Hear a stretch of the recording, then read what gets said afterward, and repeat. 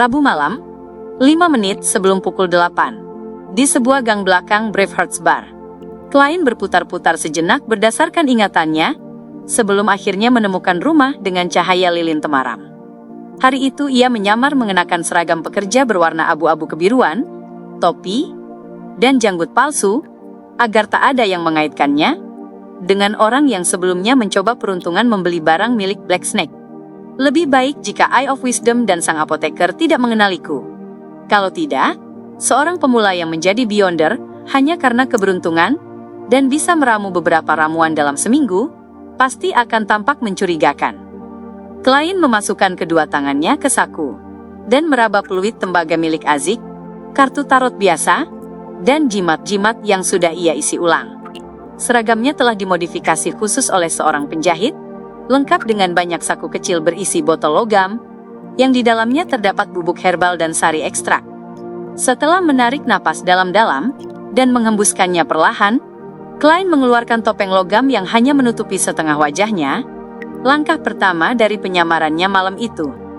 Selanjutnya, ia menggunakan kemampuan clown untuk mengendalikan ekspresi wajah, gerak refleks tubuh, serta cara berjalannya, sambil menumpulkan saraf wajahnya. Ia ingin benar-benar berbeda dari dirinya sebelumnya. Meski begitu, aku tetap tidak tahu bagaimana Eye of Wisdom mengenali orang. Inilah yang bisa kulakukan. Andai saja aku sudah menjadi seorang faceless. Tapi kalau begitu, aku tak perlu datang ke pertemuan Beyonder kelas rendah seperti ini. Klein berdiri diam di depan pintu selama beberapa detik. Lalu ia mengangkat tangan kanannya dan mengetuk pintu, 7 ketukan keras, dan 1 ketukan ringan, dengan 6 jeda panjang, dan 1 jeda pendek di antaranya.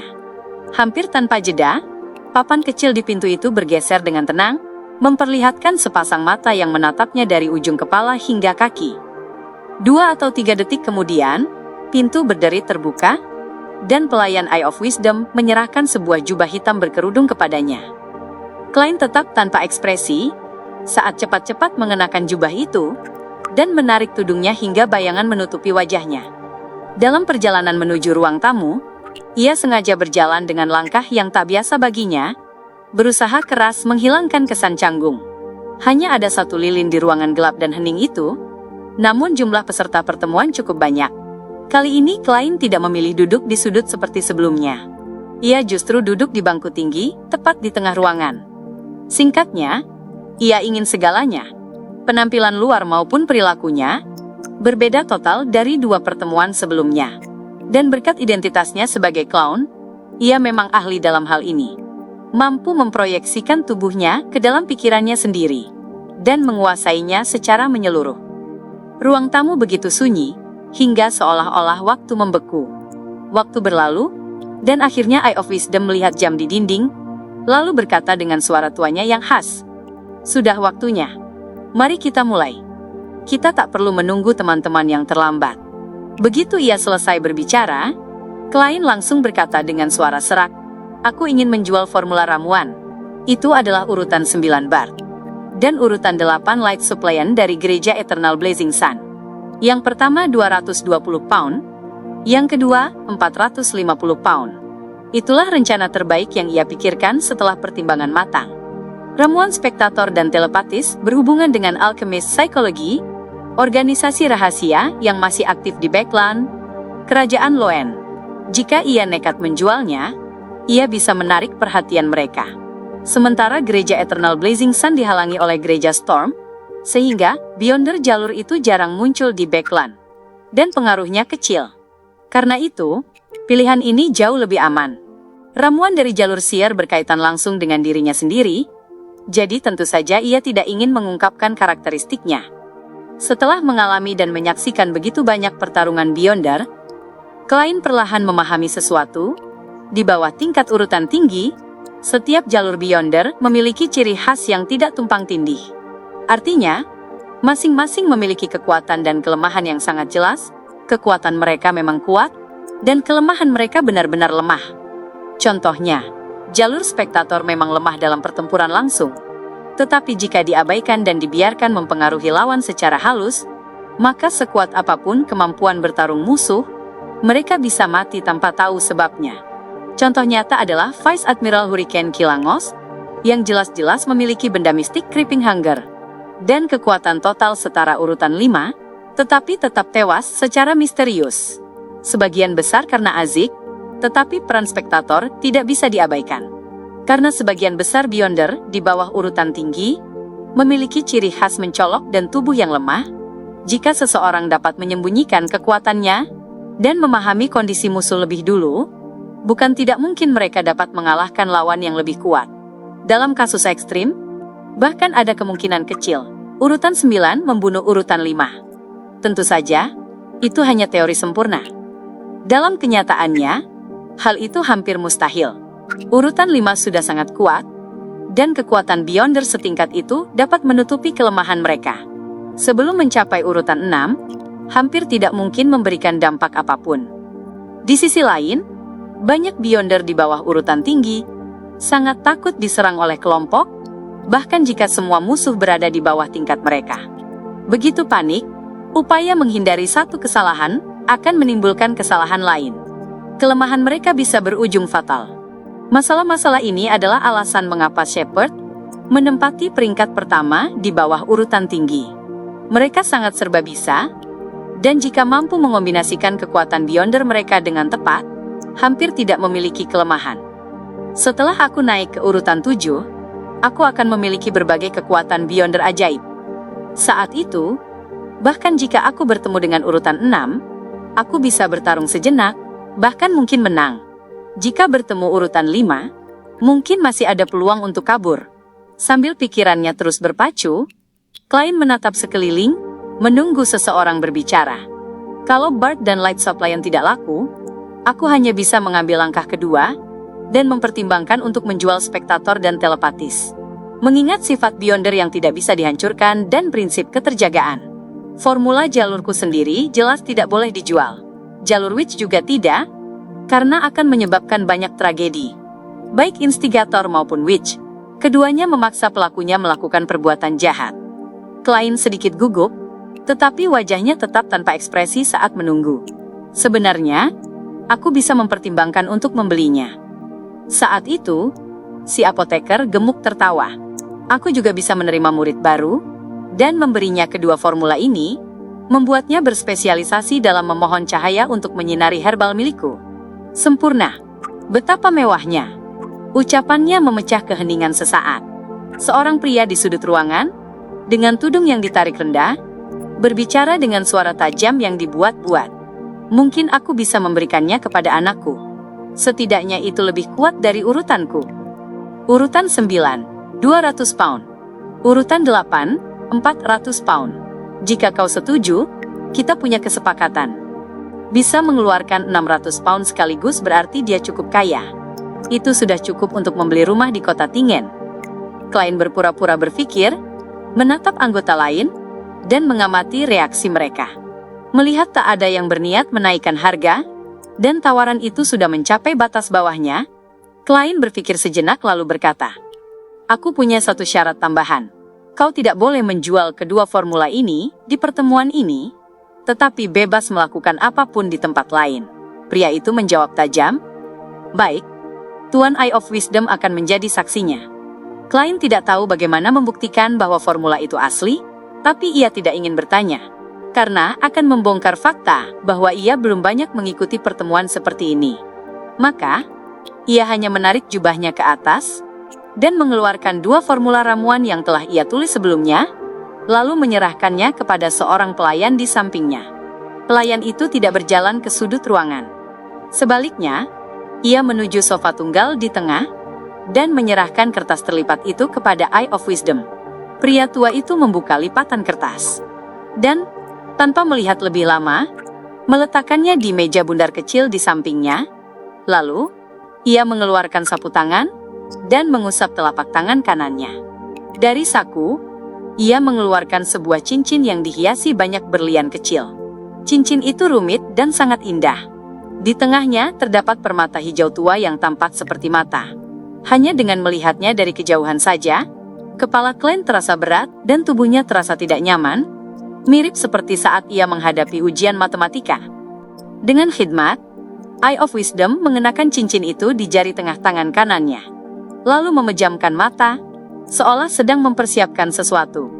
Tiba-tiba, permata zamrud itu memancarkan cahaya keemasan, menyilaukan seperti matahari. Eye of Wisdom segera mengulurkan tangan kanannya dan menyentuhkan permata itu ke formula ramuan yang ditulis Klein. Cahaya emas itu menjadi semakin murni, hingga akhirnya berubah menjadi proyeksi holografik. Asli dan efektif, Eye of Wisdom mengumumkan dengan suara rendah. Ia segera melepas cincin itu dari jarinya, tidak berani memakainya sedetik pun lebih lama. Nadanya seperti seorang notaris. Cincin itu pasti koleksi paling berharga, milik Eye of Wisdom. Artifak tersegel 2081, apakah itu meniru kekuatan seorang notari? Klein memperhatikan dengan penuh minat, sedikit tergoda. Setelah penotariannya selesai, transaksi pun berlangsung cepat, dan Klein menerima segepok uang tunai, semuanya pecahan 10 pound. Setelah menghitungnya 3 kali, ia tidak melipat dan memasukkannya ke saku. Sebagai gantinya, ia menggenggam uang itu di telapak tangannya, menunggu kesempatan untuk membelanjakannya. Ia berencana mengamati sejenak, untuk memastikan apakah ada sesuatu yang ia butuhkan, sebelum berbicara lagi tentang keinginannya membeli sesuatu. Saat itu, sang apoteker melihat sekeliling dan berkata, "Aku membawa beberapa botol obat penenang." Dia benar-benar membawanya? Aku sudah lupa soal itu. Demi terlihat berbeda dari dirinya sebelumnya, Klein hanya bisa berpura-pura seolah ia tidak ada di sana. Setelah berteriak beberapa kali dan tidak mendapat respons, si apoteker bergumam, "Orang itu tidak datang kali ini. Mungkin dia mati di suatu tempat. Terima kasih atas doamu. Tapi menyenangkan juga kau tidak mengenaliku." Klein menghela napas lega. Sang apoteker kembali meminta Spring of the Alves, atau kristal sumsum lagi, tetapi seperti biasa, permintaannya sia-sia. Beberapa saat setelah ia diam, seorang wanita dengan wajah tertutup tudung berkata sambil menunjuk 2 kotak di kakinya, "Aku punya 2 senjata dengan efek Beyonder. Itu pasti wanita yang menjual pedang baja berukiran rune terakhir kali, bukan?" Insting spiritualku sebagai seer mengatakan, dia membawa 2 senjata serupa lagi. Di belakangnya pasti ada organisasi persenjataan Beyonder, atau mungkin seorang artisan, yang juga dikenal sebagai urutan 6 dari jalur machinery specialist dan Savan. Klein menatap penuh harap. Ia sudah berjanji untuk memberikan Desan sebuah senjata Beyonder senilai 500 hingga 700 pound yang dapat meningkatkan kemampuan tempurnya secara efektif. Ia tidak menjanjikan jenis atau karakteristik tertentu. Asalkan serupa dan dapat digunakan, ia akan membelinya. Bagaimanapun, Desan tidak akan terlalu pilih-pilih. Wanita berjubah dengan wajah tertutup tudung itu menatap sekelilingnya dan berkata, 2 senjata kali ini mudah dibawa kemana-mana.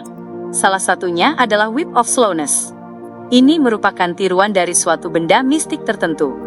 Cambuk ini bisa terus-menerus menciptakan belenggu tak berwujud, memengaruhi lawanmu sedikit demi sedikit, memperlambat gerakannya secara bertahap. Semakin lama kau bertahan dalam pertempuran, semakin efektif hasilnya. Senjata ini masih bisa digunakan selama 2 tahun. Harganya 450 pound, atau formula ramuan untuk barbarian. Cambuk ini terdengar cukup bagus, dan rasanya mirip dengan kemampuan jaring laba-laba milik Demoness of Pleasure. Namun, bukankah akan sedikit aneh kalau Little Sun menggunakan cambuk? Dengan suara serak, Klein bertanya, apakah efek ikatan tak terlihat itu bisa memengaruhi makhluk jenis roh? Misalnya Wraith. Wanita itu menggeleng pelan. Tidak. Tanpa memberi kesempatan untuk pertanyaan lebih lanjut, ia melanjutkan penjelasannya.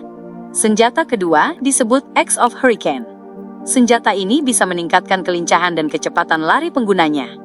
Ada juga kemungkinan 15% memberikan efek mati rasa pada musuh, dan 5% kemungkinan menghasilkan sambaran petir. Jika digunakan saat badai petir, peluang munculnya sambaran petir meningkat hingga 50%. Semua ini telah diverifikasi melalui eksperimen, dan disimpulkan dari banyak data. Efek senjata ini bertahan tidak lebih dari 1 tahun. Harganya 520 pound, atau formula ramuan untuk barbarian. Ini jauh lebih kuat daripada cambuk dengan efek kelambanan. Kalau bukan karena efek Beyondernya hanya bertahan 1 tahun, harganya pasti tidak akan serendah ini. Benar. Menurut penjelasan Little Sun dan pemandangan yang samar-samar kulihat, di udara di atas kota Perak dan sekitarnya, selalu ada kilatan petir. Frekuensi tertingginya terjadi di siang hari, dan terendah di malam hari. Ini sangat mirip dengan lingkungan badai petir.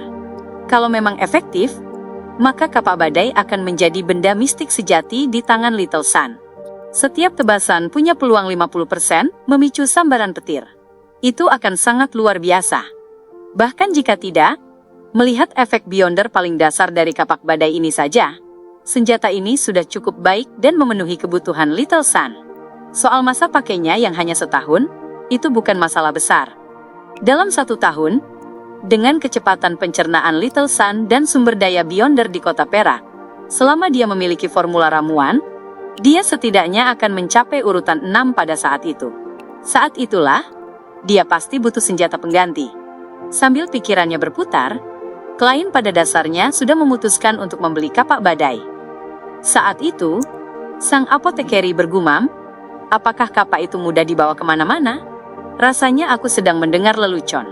Menurutku lebih cocok kalau dibuat kunci Inggris. Oh ya, kenapa tidak menjual sesuatu seperti revolver dengan efek Beyonder? Aku akan berusaha mengumpulkan benda-benda serupa. Wanita itu menekankan kata mengumpulkan. Baiklah, teman-teman yang berniat membeli salah satu senjata ini, silakan ajukan tawaran.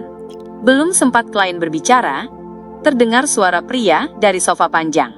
Kapak badai, 520 pound. Wanita itu menunggu beberapa detik sebelum kembali bertanya, apakah ada yang ingin menawar lagi? 530 pound. Klien menambahkan 10 pound. Pria itu langsung membalas, 550 pound. Ini, Little Sun, kalau dia menaikkannya lebih dari 600 pound, aku tidak akan membelinya. Aku akan membelikanmu cambuk baru. Dengan strategi yang sudah matang, klien berkata dengan tenang, 560 pound. Ia mencoba membuatnya terlihat seolah, apapun penawaran lawan, ia bisa menambahkan 10 pound lagi. Dan 600 pound yang baru saja ia hasilkan, sudah cukup untuk memberikan tekanan tak kasat mata pada pihak lain.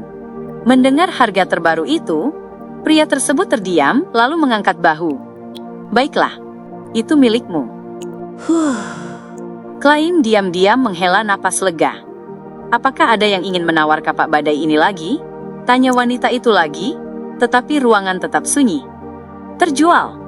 Wanita itu tidak ragu lagi, dan menyerahkan kotak di dekat kaki kanannya kepada pelayan.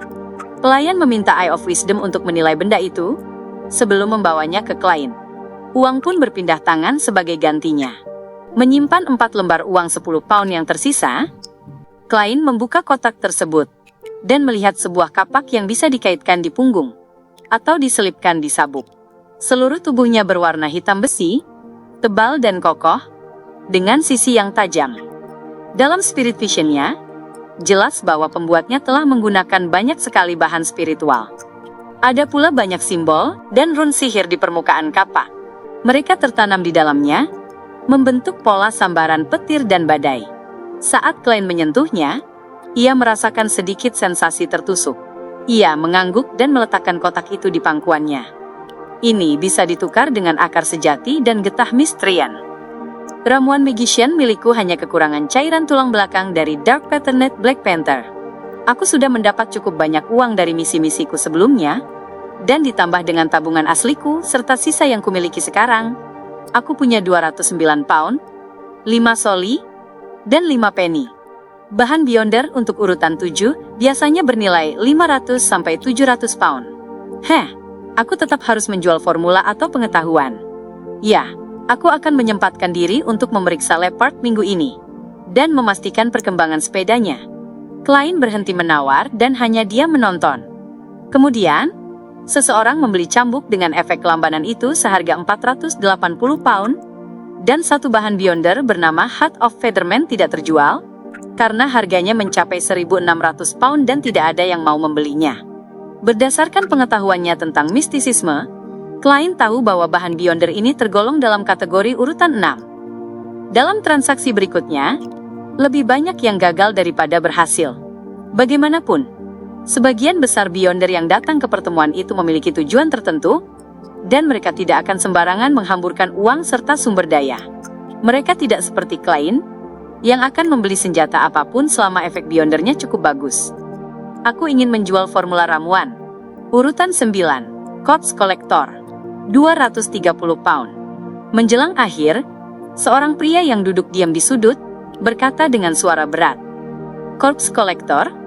Aku ingat ramuan ini hanya bisa ditemukan di gereja Evernight, gereja God of War, dan Numinous Episcopate. Apakah ada Nighthawk penyusup yang masuk? Atau dia anggota Numinous Episcopate yang mencoba membangkitkan Death?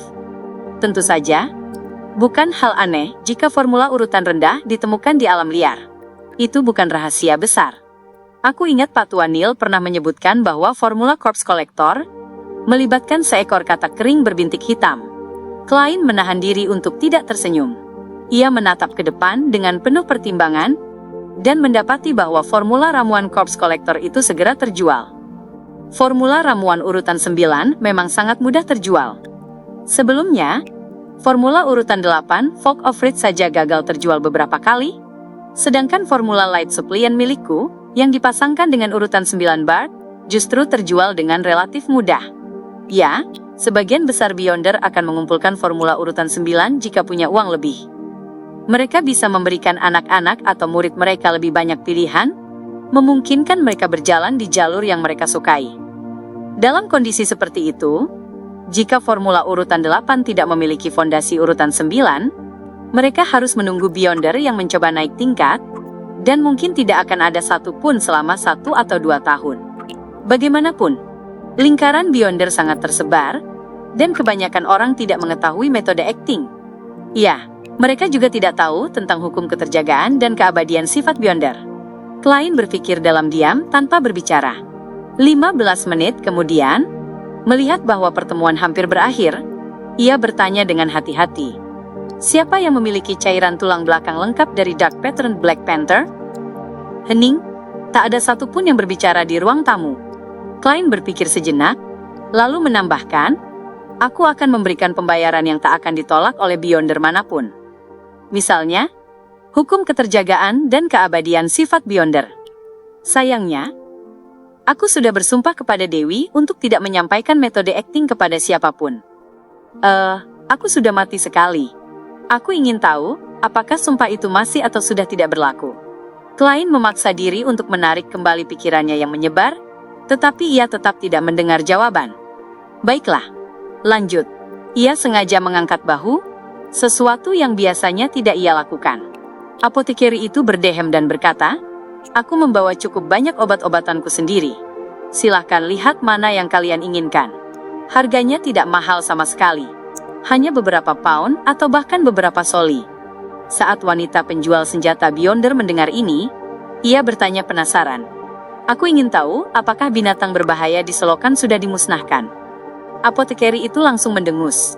Kau bertanya pada orang yang tepat. Setelah berkata begitu, ia mengangkat kedua tangannya. Aku juga tidak tahu. Setelah aku menyuruh seseorang melapor ke polisi, aku belum pernah ke selokan lagi. Bro, kau benar-benar pantas dipukuli. Pasti susah bagimu tumbuh sehat sampai sekarang.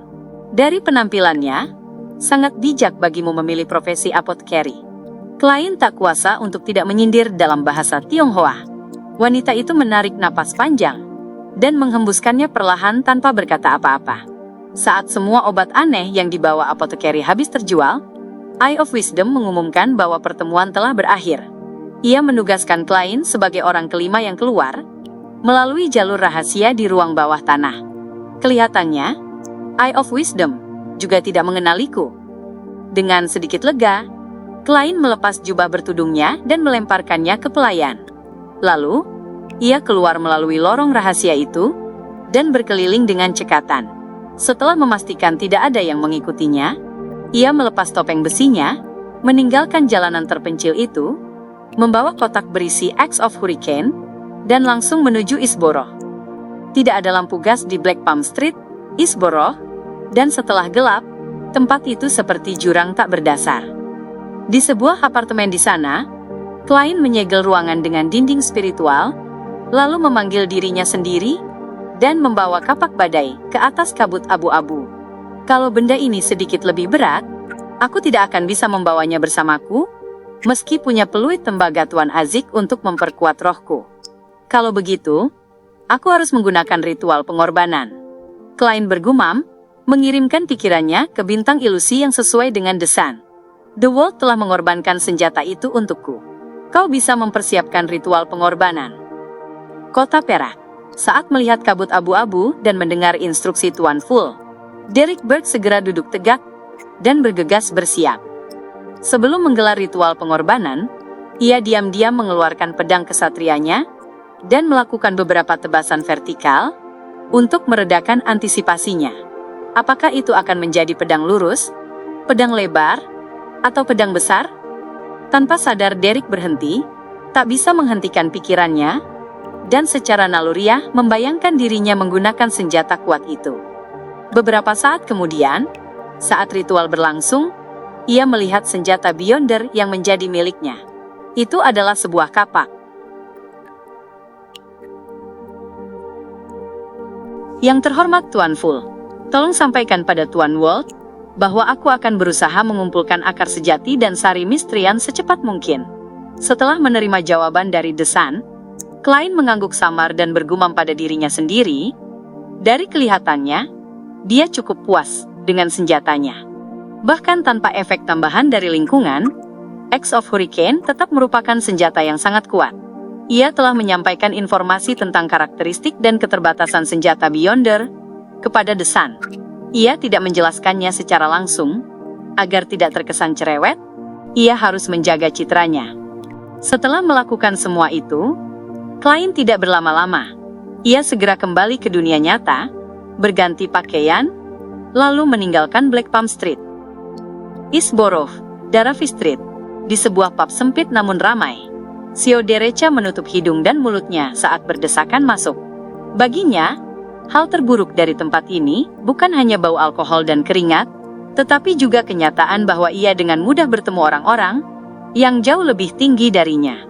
Ia harus berhadapan dengan ketiak mereka, dan bau menyengatnya membuat perutnya mual. Dengan susah payah, bahkan menggunakan kekuatan seorang arbiter, Sio akhirnya berhasil menembus kerumunan ke meja bar, dan melihat pria yang sedang ia cari. Pria itu masih berusia sekitar 20-an, wajahnya panjang dan kurus seperti kuda. Alisnya berantakan dan tampak galak, tetapi raut wajahnya sendiri tergolong lembut. Ia menenggak alkohol sambil tertawa terbahak-bahak, bersama para pelanggan di sekitarnya. "Williams, aku ingin bicara denganmu," kata Sio, sambil menepuk meja kayu dengan keras. Tindakan kasar ini langsung menarik banyak tatapan marah. Namun tatapan itu cepat surut, begitu mereka bertemu dengan sorot mata tajam seorang arbiter. "Oh, Sio, sudah lama tak bertemu. Coba kuingat. Seminggu? Tidak. Setidaknya 3 minggu. Mau minum? Half and half?" Williams berbicara dengan nada mabuk bercampur terkejut. Half and half adalah salah satu minuman beralkohol paling populer di East Borough, terbuat dari bir malt dan anggur. Anggur yang diperkuat. Karena keduanya dicampur dalam proporsi yang sama, minuman itu dinamakan half and half. "Benarkah kau ingin memberiku minum?" Sio mengangkat alisnya. "Tidak. Dia tidak mau," jawab sang pemilik bar, yang sedang mengelap gelas, dengan tergesa-gesa mewakili Williams. Ia jelas masih mengingat betapa mematikannya gadis itu jika mabuk, menggunakan tinjunya untuk membujuk para pelanggan berhenti minum, dan melempar mereka keluar satu persatu. Sudut bibir Williams berkedut. Ia mengangkat tangannya dan berkata, "Baiklah, katakan, apa yang kau inginkan dariku?" Ia adalah salah satu informan di East Borough, dan memiliki koneksi dengan beberapa geng. Sio mengerutkan kening dan berkata, "Williams, bisakah kau berhenti minum? Simpan uangmu, nikahi gadis baik-baik, dan pulanglah setiap hari ke rumah yang penuh air hangat, makanan, dan sambutan hangat. Kau bisa berbagi cerita tentang apa yang kau lihat hari itu dengannya, dan dia akan menceritakan hal-hal sepele yang terjadi di rumah. Akan ada anak-anak lucu yang mencium pipumu dan bermain di sekelilingmu. Bukankah kehangatan seperti itu menyenangkan?" Ia mampu mendapatkan pijakan cepat di East Borough, Backland, berkat bantuan Williams. Karena itu, ia selalu menginginkan kehidupan yang lebih baik untuk pria itu. "Kehangatan?" Williams mencibir. Itu dibangun dari uang yang kubawa pulang, dan aku sudah melihat sandiwara itu. Jika aku bisa membawa pulang 20 soli setiap minggu, aku yakin keluargaku akan sehangat yang kau gambarkan. Tapi kalau tidak, demi Tuhan, teriakan dan hinaan dari perempuan itu, tangisan dan jeritan anak-anak akan membuatku gila. Ibukulah contohnya. Setiap kali ayahku pulang, dia akan memukulku dan membuat keributan. Jadi kalau memang begitu keadaannya, lebih baik aku menggunakan soli dan pens milikku untuk membeli minuman. Tak seorang pun peduli berapa yang kuhasilkan di sini. Semua orang minum dan mengobrol, dan suasananya menyenangkan. Kalau aku menginginkan perempuan, ada gadis jalanan yang manis di luar sana. Mereka tidak akan bertengkar denganmu. Sio menyeringai. Kau benar-benar penganut setia Lord of Storms. Suatu hari nanti, kau akan mati karena alkohol atau penyakit aneh. Setidaknya aku menikmati hidup, jawab Williams tanpa memedulikan ucapannya. Aku sudah tidak bekerja selama 3 hari, jadi aku tidak akan memberimu potongan harga. Sio berhenti membujuknya. Ia menyisir rambut pirangnya yang pendek dan acak-acakan, lalu menyerahkan potret Lanevus yang diberikan Audrey. Bantu aku mencari pria ini. Temukan dia secepat mungkin. Ini beberapa potret lain dirinya. Williams membuka lembaran itu dalam mabuknya dan melihat sekilas sebelum mendecak. Wajahnya terlalu biasa, dan ada terlalu banyak orang di Isborok. Orang-orang bisa mati kapan saja. Ada yang pergi, datang, atau menjadi gelandangan. Akan sulit menemukannya. Pokoknya, tolong awasi. Segera beritahu aku jika menemukan seseorang yang mirip dengannya. Sio mengeluarkan uang 5 soli dan menyerahkannya padanya. Ini uang bir. Jika kau bisa menemukan orang dalam potret ini, aku akan memberimu 10 pound lagi. 10 pound? Williams bersiul. Sio, sejak kapan kau jadi dermawan? Atau orang ini memang sangat berharga? Itulah jumlah hadiah yang ditawarkan. 10 pound untuk petunjuk. Jawab Sio sambil pura-pura melihat sekeliling pub. Jangan lupa soal ini. Aku akan kembali dalam beberapa hari. Ia telah menyisir hampir setengah wilayah Isboro dan memberikan misi itu kepada para pemimpin geng, serta informan yang dikenalnya, bahkan membayar beberapa pound di muka.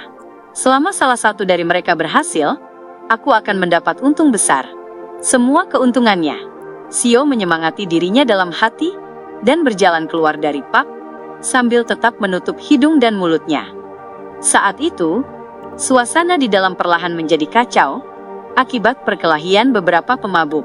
Sio melirik dengan kesal, lalu berteriak, "Berhenti!" Gelombang wibawa menggetarkan seluruh pub. Para pemabuk itu seolah bertemu dengan musuh besar mereka. Mereka buru-buru duduk kembali. Beberapa bahkan memeluk kepala dan berjongkok di tanah.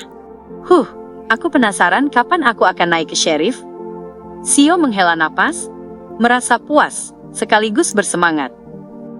Pada Kamis pagi, Klein melakukan perjalanan panjang ke St. George Borough, yang terasa seperti kota lain, untuk melihat perkembangan investasi pertamanya. Berkat saran terakhirnya, dan petunjuk dari manuskrip Russell, Leopard telah membuat kemajuan pesat dalam proyek sepeda, dan bahkan telah membangun sebuah prototipe kasar. Prototipe itu sesuai dengan kesan Klein tentang sepeda. Setelah uji coba, Klein memberikan beberapa saran perbaikan, mengatakan bahwa ia akan mencairkan pembayaran investasi kedua minggu depan, serta menyatakan harapannya untuk segera menghadirkan investor baru, agar proyek itu bisa memasuki tahap industri. Satu-satunya masalah adalah, Leopard merasa bahwa ia adalah penemu, dan berhak memberi nama produk itu. Ia tidak puas dengan istilah bicycle, dan berniat menggunakan istilah yang lebih populer, bike. Klein tidak terlalu peduli. Saat siang, ia kembali ke Main Street nomor 15. Namun, sebelum sempat melepas topinya, ia mendengar serangkaian doa samar. Nona Justice, apakah dia sudah mengumpulkan informasi tentang para bangsawan runtuh secepat itu? Masih dalam pikiran itu, Klein bersiap menuju ruang tamu dan naik ke lantai 2. Saat itu, bel pintu berbunyi. Ketika ia membukanya, ia melihat Julian, pelayan keluarga Summer dari rumah sebelah. Tuan Moriarty, Nyonya Summer ingin mengundang Anda ke jamuan makan siang pada hari Minggu. Akan ada banyak tetangga yang hadir. Kata pelayan itu seperti sedang menghafal sesuatu. Setelah kembali tadi malam, Klein memang telah menyerahkan kamera portable kepada Nyonya Summer dan bertukar beberapa kata dengannya, tetapi ia tidak menerima indikasi apapun tentang adanya jamuan. Benar, menurut majalah, kalangan kelas menengah tidak akan mengundang orang secara langsung, melainkan mengutus pelayan mereka untuk menyampaikan undangan secara formal. Ini sesuai dengan gaya Nyonya Summer. Klein awalnya bingung, lalu segera menyadarinya, dan ia pun berjanji akan hadir tepat waktu pada hari Minggu. Siapa yang tak mau makan siang gratis? Dan Tuan serta Nyonya Summer bukan orang yang sulit diajak bergaul, selama kau tidak keberatan dengan sikap mereka yang suka pamer, tambahnya dalam hati. Ia memperhatikan Julian pergi, lalu menutup pintu, berjalan menuju tangga, matanya menyapu ruang tamu, ruang makan, dan dapur yang sedikit berantakan. Sudah beberapa hari aku tidak bersih-bersih. Aku masih lajang, jadi menjaga kerapian sampai tingkat ini tidak terlalu buruk. Aku punya terlalu banyak rahasia, bahkan mungkin akan diserang. Tidak terlalu aman mempekerjakan pelayan tetap hanya untuk pekerjaan rumah. Iya, aku harus membicarakan ini dengan Nyonya Summer hari Minggu nanti, dan memintanya mengirim pelayannya 2 kali seminggu untuk membersihkan, dan aku akan membayarnya. Banyak penyewa dan tuan tanah melakukan perjanjian seperti itu. Klein berjalan tenang ke kamar tidurnya di lantai 2, dan menarik tirai. Setelah memasuki kabut, ia menemukan bahwa doa tadi memang berasal dari Nona Justice. Gadis berdarah biru itu duduk di bangku piano, tangannya di atas tuts. Ia tidak sedang bermain, melainkan membisikkan nama kehormatan The Fool yang bukan berasal dari era ini. Aku telah mengumpulkan informasi mengenai para bangsawan yang runtuh. Aku meminta izin untuk melakukan ritual pengorbanan, dan memohon bantuan Anda untuk menyampaikannya kepada Tuan Ward. Cukup cepat, seperti yang diharapkan dari seorang profesional. Klein segera merespons. Audrey, yang baru saja kembali dari kantor lambang kerajaan, dan para ahli di bidang ini, menyelesaikan ritual pengorbanan itu dengan sedikit canggung, saat ia melemparkan manuskrip tebal ke pintu ilusi. Aku akan menyampaikannya kepada The World.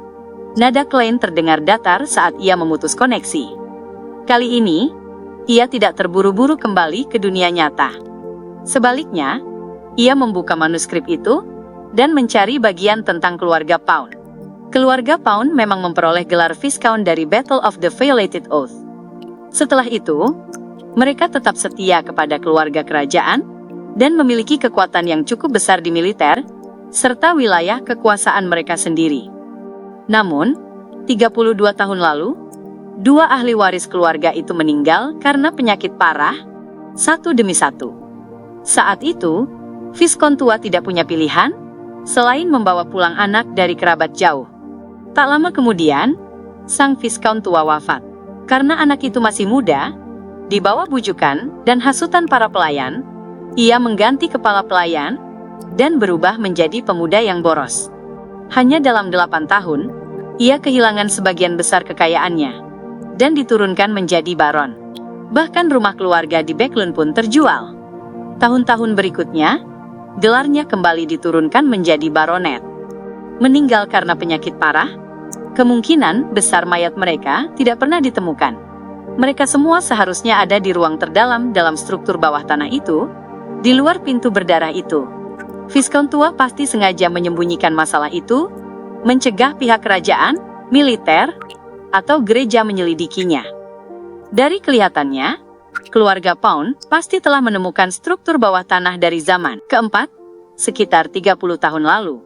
Mungkin pintu rahasia bawah tanah itu dibangun oleh mereka. Tetapi ada lebih dari 2 mayat di ruangan itu. Apakah ada orang lain dari zaman kuno yang masuk untuk menyelidikinya? Baiklah, aku harus berbicara dengan Baronet Pound dengan cara yang tidak mengungkapkan identitasku. Klein menghentikan pemikirannya dan melihat paragraf terakhir. Di sana ia menemukan apa yang ia cari. Baronet Pound saat ini tinggal di Civilow Street nomor 29, Empress Borough. Prefektur Civilows terletak di barat kerajaan Lowen, melintasi pegunungan Hornachis dari Republik Intis. Di Backlund, ada sebuah jalan yang dinamai dari tempat itu, di tepi Empress Borough, tempat kantor pusat Departemen Kepolisian Ibu Kota berada. Banyak orang memilih untuk menetap di sini demi ketenangan pikiran, dan Rafter Pound adalah salah satunya.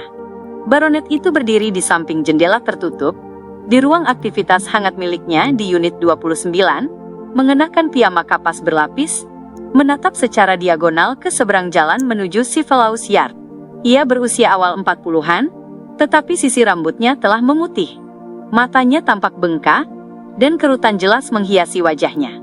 Dari tubuhnya terus tercium bau alkohol. Di lantai belakang Rafter, tergeletak beberapa pakaian dalam wanita yang robek, dan di seberangnya ada perapian yang menyala. Baronet itu mengangkat gelasnya dan menenggak sisa cairan di dalamnya. Lalu, ia berjalan perlahan ke pintu, dan kembali ke kamar tidurnya untuk tidur. Karena tidak ada pipa untuk menyalurkan panas dari perapian, ia langsung merasakan hawa dingin menusuk tulang khas akhir musim gugur saat keluar dari ruang aktivitas. Keparat, Rafter Pound mengumpat pelan, sambil berjalan terhuyung ke pintu kamar tidur, dan memutar gagangnya. Kamar tidur itu gelap, hanya diterangi cahaya merah redup. Rafter hendak menutup pintu di belakangnya, dan menjatuhkan diri ke tempat tidur. Ketika matanya tiba-tiba membeku, ada sebuah sosok yang duduk tenang di kursi di samping tirai. Sosok itu mengenakan celana abu-abu kebiruan dan topi. Seluruh tubuhnya tersembunyi dalam bayangan. Menyadari tatapan Baronet Pound, pria itu perlahan mengangkat kepalanya dan memandang ke arahnya. Wajahnya dipenuhi cat merah, kuning, dan putih, seperti badut paling lucu. Rafter hendak berteriak dan lari, ketika ia melihat sebuah revolver diarahkan kepadanya, dan mendengar dua kalimat berat dan serak. Aku sarankan kau tidak melakukan sesuatu yang bodoh.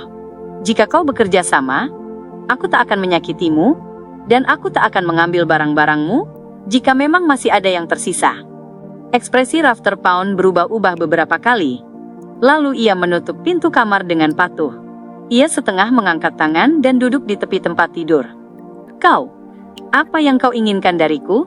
Ia bergumam dengan cegukan akibat mabuk, tubuhnya sedikit gemetar sambil mengingatkan, Sivelous Yard ada tepat di seberang jalan. Aku tahu, tapi kurasa aku lebih dekat denganmu daripada kau dengan Sivelous Yard. Menyamar sebagai badut, Klein telah mengubah suara dan nada bicaranya saat memperingatkan, dan tujuanku hanya untuk menanyakan beberapa pertanyaan. Sebelum datang ke jalan Sivelous, ia telah meramal, apakah akan ada bahaya dalam perjalanan ini? Di ruang misterius di atas kabut abu-abu, dan ia mendapatkan jawaban bahwa itu sangat aman. Pertanyaan? Bibir Rafter bergetar saat ia tertawa getir. Lagi-lagi ini, apakah aku tak akan pernah bisa lepas dari mimpi buruk ini?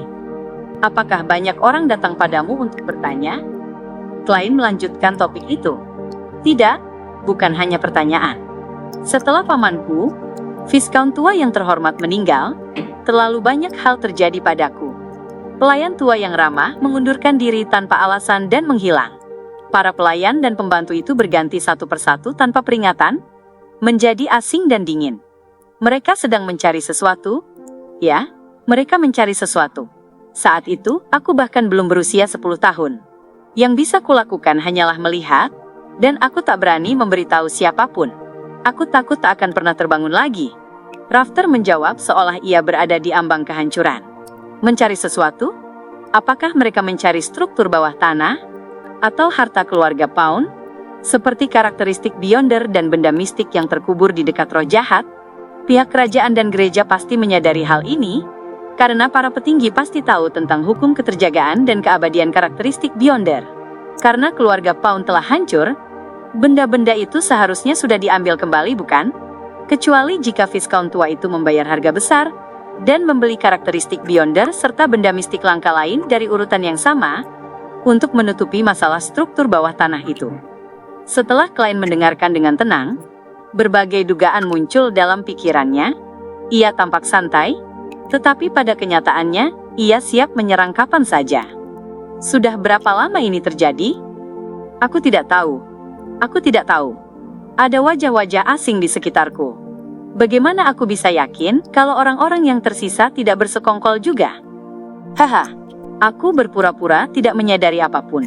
Setelah bertahun-tahun gemetar ketakutan, mereka membujukku untuk minum, berzina, berjudi, merokok ganja, dan segala hal yang membuatku terlihat seperti sampah.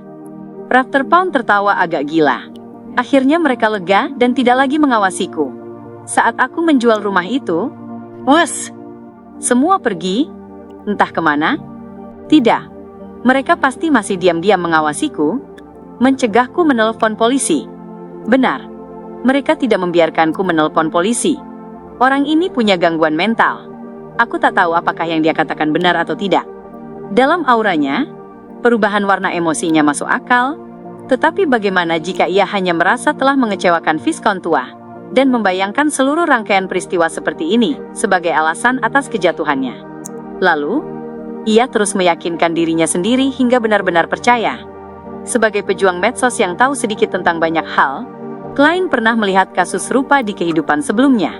Setelah berpikir 2 detik, ia bertanya, "Apa yang orang-orang itu tanyakan padamu?" Mereka bertanya bagaimana 2 anak Viscount tua meninggal. Mereka bertanya perilaku aneh apa yang dimiliki Viscount tua selama bertahun-tahun. Saat itu aku bahkan belum berusia 10 tahun, jadi aku tidak tahu apa-apa. Rafter mengibas-ngibaskan tangannya dan menggeram pelan. "Tenanglah, tolong tenanglah." Klein menurunkan tangan kirinya dan mencoba memastikan apakah Baronet Pound mengetahui tentang struktur bawah tanah dari berbagai sudut. Waktu berlalu seiring sesi tanya-jawab. Klein berkata dengan suara serak, "Kau benar-benar tampaknya tidak tahu apa-apa. Aku sangat menyesal telah mengganggumu, tapi sudah waktunya aku pergi." Ia berdiri, membungkuk sedikit, dan tampak sangat sopan. Dan hampir pada saat yang sama, ekspresi keterkejutan dan kehancuran di wajah Rafter Pound menghilang. Mata biru mudanya menjadi sangat dalam, seolah ia sedang mengamati sesuatu. Saat ia melihat penyusup itu hendak berdiri tegak, ia segera kembali ke aktingnya sebelumnya. Kesedihan, kemarahan, kegilaan, kepahitan, dan neurosis. Pada saat itu, sebuah suara misterius tiba-tiba terdengar di telinganya. "Merah." Klein mengalirkan spiritualitas ke dalam jimat tidur dan melemparkannya ke arah Rafter dengan tangan kirinya yang kosong. Di tengah suara letupan renyah, rasa damai yang kuat menyebar, menyelimuti baronet itu, membuatnya menutup mata tanpa sadar dan terjatuh lemah ke tempat tidur. "Aku minta maaf. Pertanyaan sebelumnya hanya untuk perbandingan terhadap apa yang akan terjadi selanjutnya. Berikutnya, ini adalah proses memasuki mimpimu dan melakukan pemanggilan arwah." Klein menepuk piyama Rafter, lalu meletakkan tangannya di dada dan kembali membungkuk. Kemudian, ia menggunakan jimat mimpi dan memasuki mimpi Rafter seperti seorang nightmare. Di dunia abu-abu yang terfragmentasi dan terus berkilau, Klein berjalan dengan sadar di samping Rafter, menyaksikan dirinya melihat wajah-wajah kosong para pelayan dan pembantu, tanpa fitur wajah, yang memancarkan aura abnormal dan menakutkan. Ia melihat Rafter menoleh, hanya untuk selalu melihat wajah tua yang diam-diam menatapnya, melihatnya meringkuk di sudut sambil gemetar, dan melihat dirinya perlahan-lahan diselimuti bayangan.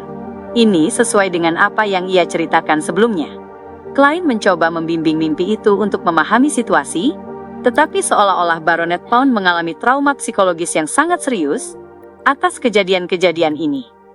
Sedikit saja rangsangan akan membuatnya berteriak dan berlari seperti orang gila di dalam mimpi. Hal ini membuat Klein tak bisa mendapatkan informasi lebih lanjut. Maka, ia keluar dari mimpi dan melontarkan 1 jimat tidur lagi pada Rafter Pound sebelum mengeluarkan ekstrak amanta dan bahan-bahan lain untuk mempersiapkan ritual pemanggilan arwah. Setelah merespons dirinya sendiri, spiritualitas Klein melewati badai pikiran dan melihat citra ilusif Rafter, citra yang didasarkan pada tubuh hati dan pikiran. "Apa yang dikatakan Viscount tua kepadamu sebelum ia meninggal?" Klein ragu sejenak sebelum bertanya. Rafter Pound menjawab dengan pikiran yang berkabut. "Ia ingin aku mempertahankan keluarga." "Apalagi?" tanya Klein lagi dengan nada penegasan. "Ia ingin aku mengingat kejayaan para leluhur," jawab Rafter dengan kosong. Klein mengangguk dan bertanya, "Apa yang dicari orang-orang itu?" "Aku tidak tahu." Rafter memberikan jawaban yang sama. Klein terus bertanya, dan membandingkannya dengan jawaban yang sebelumnya diucapkan Pound, akhirnya menyimpulkan bahwa Baronet Pound tidak berbohong, dan apa yang baru saja ia katakan adalah kebenaran. Pada titik ini, ia tidak tinggal lebih lama. Ia melewati badai pikiran, dan membiarkan spiritualitasnya kembali ke tubuh. Selanjutnya, Klein dengan metodis merapikan tempat kejadian dan melempar-lempar peluit tembaga azik beberapa kali, menggunakan sifatnya untuk mengganggu penyelidikan peramalan apapun. Terima kasih atas kerjasamanya, Tuan Baronet. Setelah melakukan semua itu, Klein kembali membungkuk.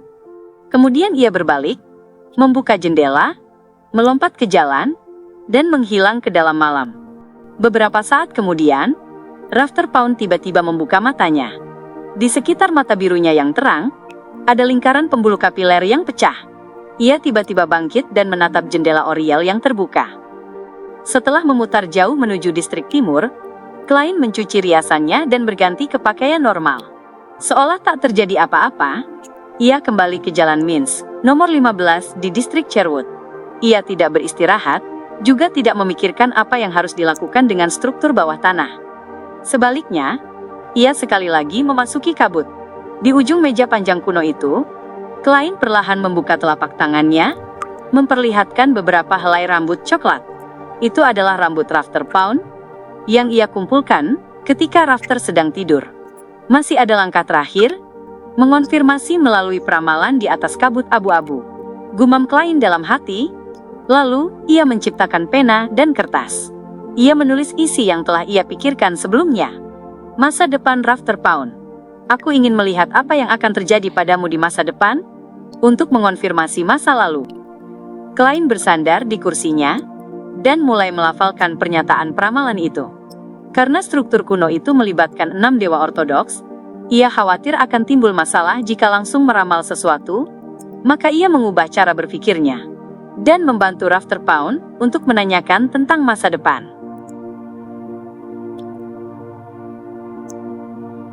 Masa depan Rafter Pound. Klein menggenggam rambut baronet itu, menutup matanya, lalu memasuki tidur yang dalam dengan bantuan kogitasi. Di dunia kelabu yang suram, ia melihat sebuah gua sempit yang bentuknya tak beraturan. Rafter Pound, dengan kantung mata yang membengkak dan rambut abu-abu di pelipisnya, menyokong tubuh dengan kedua sikunya, merayap ke depan seperti reptil untuk keluar dari lubang itu. Lalu, dalam sekejap, ia mengambil sebuah lambang besi hitam, asal-usulnya tak diketahui, dan mengenakannya di dada. Lambang itu terukir gambar tongkat kerajaan, serta sebuah tangan yang mencengkeram tongkat itu erat-erat. Tudor. Klein terbangun dari mimpi, dan langsung duduk tegak. Berdasarkan penjelasan nona pengawal, lambang besi hitam itu terukir lambang kerajaan, dari keluarga kerajaan Kekaisaran Tudor pada zaman keempat. Itu identik dengan yang pernah ia lihat di dalam struktur kuno itu. Rafter Pound jelas bukan orang sederhana seperti yang terlihat. Klein mengusap dahinya sambil bergumam. Sebagai seorang seer, ia memiliki tafsir sendiri atas wahyu yang ia terima dari mimpi itu. Di satu sisi, ia tahu bahwa itu adalah sesuatu yang akan dilakukan Rafter Pound di masa depan.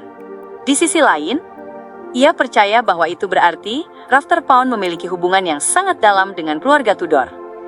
Lewat 3 pengujian, pertanyaan langsung, penelusuran mimpi, dan pemanggilan arwah, Rafter Pound tidak menunjukkan masalah apapun, juga tidak membuatnya menyadari ada yang janggal. Jika aku tak melakukan pengujian keempat, mungkin aku sudah tertipu olehnya. Ya, mungkin saja ia memang tidak tahu apa-apa saat ini, dan semua itu adalah akting yang nyata. Di masa depan, mungkin ia akan mendapat kesempatan untuk membangun hubungan dengan keluarga Tudor. Tapi lebih mungkin ia telah mempelajari banyak hal dari Viscount tua itu. Dengan penuh keyakinan, ia sengaja bertingkah dekaden dan berpura-pura gila serta tidak tahu apa-apa. Untuk bisa menyembunyikan diri dari mimpi dan pemanggilan arwahku, itu pasti hasil dari kekuatan Beyonder tertentu. Mungkin saat itu ia memang benar-benar berada dalam kondisi linglung. Kalau tidak, ia akan membongkar dirinya sendiri di hadapan orang sepertiku yang sangat berpengalaman dalam urusan semacam ini. Kekuatan Beyonder macam apa itu? Urutan berapa dirinya? Atau apakah ia termasuk yang terlahir dengan kekuatan Beyonder tertentu? Klein terus mengikuti alur berpikir itu, sampai akhirnya ia menyadari telah mencapai jalan buntu. Ia segera menarik diri dan mengubah sudut pandangnya. Rafter Pound memiliki hubungan yang sangat dalam dengan keluarga Tudor.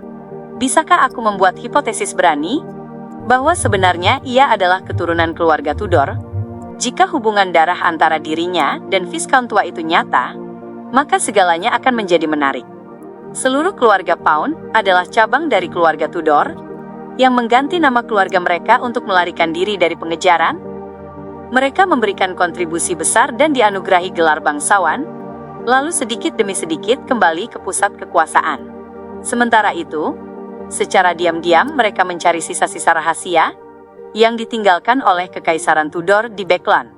Setelah sekian lama, akhirnya mereka menemukan sesuatu. Maka, mereka membeli tanah yang kini menjadi milik keluarga, milik Carter, dan membangun ruang bawah tanah yang luar biasa besar untuk menjelajahi area sekitarnya. 30 hingga 40 tahun lalu, mereka menemukan reruntuhan itu dan membangun pintu rahasia menuju ke sana. Tapi, selama proses eksplorasi, terjadi kecelakaan. Roh jahat itu sama sekali tidak mengakui para keturunan Tudor yang disebut-sebut itu. Dua pewaris Viscount tua mati di ruangan itu, di sudut terdalam, satu demi satu. Bahkan karakteristik Beyonder maupun benda mistis mereka tidak bisa diambil. Meski Viscount tua membayar harga besar untuk membeli karakteristik Beyonder serupa, sehingga kematian dua pewaris itu terlihat seperti kematian yang wajar, kematian yang terjadi berturut-turut, membuat keluarga kerajaan dan pihak gereja curiga.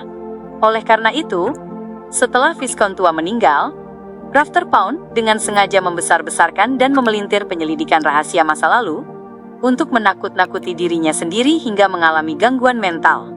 Ia mulai hidup berfoya-foya demi menghindari perhatian orang lain.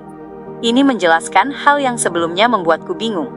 Bagaimana mungkin sebuah keluarga Viscount bisa dikendalikan oleh seseorang yang misterius tanpa tindakan apapun dari pihak kerajaan atau gereja? Kalaupun harus dikendalikan, mereka pasti akan melakukannya dengan cara yang lebih halus dan sulit dideteksi. Misalnya, menggunakan seorang faceless dari jalur urutan 6-ku. Seorang anak kecil saja bisa merasakan ada sesuatu yang tidak beres, apalagi para Beyonder kuat dari keluarga kerajaan dan 3 gereja. Alasan mengapa mereka tidak menyadarinya hanya bisa dijelaskan oleh fakta bahwa merekalah yang mengirim orang-orang itu. Ya, dulu aku pernah menduga bahwa keluarga Tudor dan keluarga Trunsos menguasai jalur Black Emperor, jadi karena tuntutan akting, mereka akan mendirikan dinasti untuk mempertahankan gaya dan keunikan Kekaisaran Solomon. Dalam hal ini, Nona pengawal telah membuktikannya secara tidak langsung. Jalur Black Emperor pada urutan 9 adalah lawyer, profesi Beyonder yang sangat ahli dalam memanfaatkan tatanan. Ia, Rafter Pound, bisa menipu kemampuan mimpiku dan pemanggilan arwah. Karena hal ini, mungkin ia telah melangkah lebih jauh. Ia bekerja sama denganku dengan cukup baik, jadi dalam keadaan linglung di dalam mimpi pun, ia masih bisa secara bawah sadar menggunakan celah dalam tatanan dan memengaruhi perkembangan sesuai arah yang ia inginkan. Kalau dipikir-pikir, selama proses pemanggilan arwah, Rafter Pound sepertinya tidak benar-benar berbohong. Namun, kebenarannya hanya sebagian. Melestarikan keluarga dan mengingat kejayaan bisa mengacu pada keluarga Pound sekaligus keluarga Tudor. Pemikiran Klein semakin jelas sedikit demi sedikit, dan ia kini memiliki penilaian menyeluruh atas situasi tersebut. Dari sikap Rafter Pound saat ini, roh jahat itu seharusnya tidak dapat keluar tanpa bantuan dari luar. Kalau tidak, sang baronet sudah lama mencari cara untuk menyelamatkan dirinya. Tak masalah apakah roh jahat itu akan mencarinya atau tidak. Selama ia berhasil keluar dari segel dan menciptakan bencana, rahasia reruntuhan bawah tanah itu akan terungkap kepada keluarga kerajaan dan pihak gereja. Saat itu, Rafter pasti akan terseret. Ruangan seberang memang runtuh, tapi itu tidak memengaruhi kekuatan yang membatasi roh jahat. Ini berarti selama ruang terdalam tidak dihancurkan secara langsung, roh jahat itu tidak akan bisa kabur. Jadi rencananya jelas. Aku akan membeli beberapa bahan peledak dari Kaspars dan meruntuhkan pintu masuk agar tidak ada yang bisa masuk, membiarkan roh jahat itu terkubur di bawah tanah selamanya. Ketika aku sudah cukup kuat, aku bisa mempertimbangkan untuk menyelesaikan masalah itu, membantu warga Beckland menyingkirkan bahaya tersembunyi itu, dan memanen beberapa benda berharga dalam prosesnya. Tapi bagaimana cara meruntuhkannya dengan aman? Aku tidak tahu apa-apa soal itu. Mungkin Kaspars mengenal seorang ahli peledakan? Bagaimanapun, dia adalah pedagang senjata pasar gelap. Klein dengan cepat mematangkan rencananya dan memutuskan untuk menemui Kaspars besok malam. Ia akan mencoba menyelesaikan masalah reruntuhan bawah tanah itu dalam minggu ini. Adapun hubungan sejati antara keluarga Pound dan keluarga Tudor, serta keanehan Rafter, ia tidak ingin menyelidikinya terlalu dalam. Bukan urusanku, gumam Klein, lalu meluncur turun, melewati kabut abu-abu, dan kembali ke dunia nyata.